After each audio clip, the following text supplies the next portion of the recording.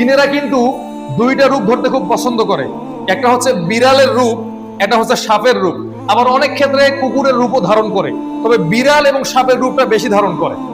আপনি মনে করেন যে অনেক রাত্রে ঘর থেকে বের হয়েছেন, দেখতেছেন একটা সাদা বিড়াল দাঁড়িয়ে আছে, এটা যে বিড়াল হবে এমন কোনো কথা নাই, আবার এটা যে জিন হবে এমন কোনো কথা নাই, তো যে কেউ হতে পারে।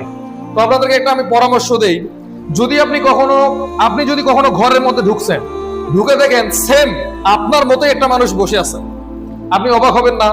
আপনার ঘরে ঢুকে দেখেন আপনার মতো একটা মানুষ বসে আছে, আপনি অবাক হবেন না? তখন আপনি বলবেন, হ্যাঁ তুমি এখান থেকে চলে যাও, 3 বার বলবেন। 3 বার বলার পরে এটা যদি জিন হয় তাহলে সে অবশ্যই চলে যাবে, আর যদি সে আপনার যমজ ভাই হয় সে তো চলে যাবে না।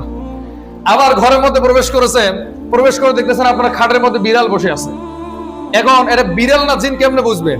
3 বার বলবেন চলে যেতে, যদি যায় বুঝবেন যে এটা জিন ছিল, আর যদি না যায় তাহলে বুঝবেন যে বিড়ালের অভ্যাস, সে আসলে হেকরা, কথা শোনে না।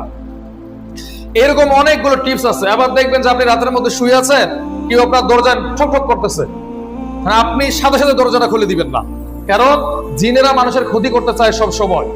যখন দেখবেন যে 3 বার ঠক ঠক করা হয়ে গেছে, এরপরে আপনি দরজাটা খুলবেন। তারপর আপনার মানে এটা চিন্তা করবেন যে এটা মানুষ, এটা আসলে জিন না। জিনেরা সর্বোচ্চ 1 বার 2 বার করে, 3 বার কখনো করে না। আরেকটা কথা বলি, আপনাদের যাদের বাচ্চা আছে এদেরকে মাগরিব থেকে এশার মধ্যে একলা ছেড়ে দিবেন না। জিন শয়তানেরা সব থেকে মানুষের ক্ষতি করে মাগরিব থেকে এশা পর্যন্ত। এই জন্য আল্লাহ রসুল বলেছেন, যখন সন্ধ্যা হয়ে আসে তোমরা তোমাদের পরিবার বর্গকে নিয়ে ঘরের মধ্যে আশ্রয় নাও, আর যখন এশার রক্ত শেষ হয়ে যায় তখন তাদেরকে বাইরে বের করো। এই জন্য এই সময়টা খুব বিপজ্জনক সময়, বিশেষ করে আপনাদের যাদের সন্তান আছে এই সময়টা বাইরে যেতে দিবেন না, এরপরে যেখানে যাক সমস্যা নাই।